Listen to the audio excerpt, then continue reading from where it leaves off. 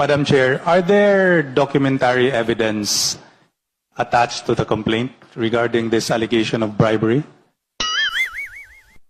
Yeah, Madam Chair, we have already said that there are a lot of documentary evidence here that I'm holding. And are these documentary evidence certified through copies?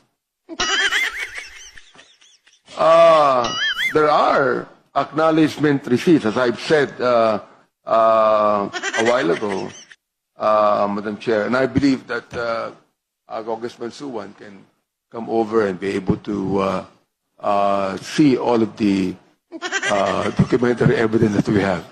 Napakarami kasi, no?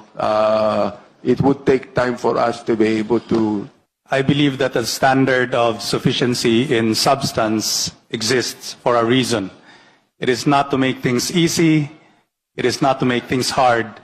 It is to make things honest. That is all, Madam Chair.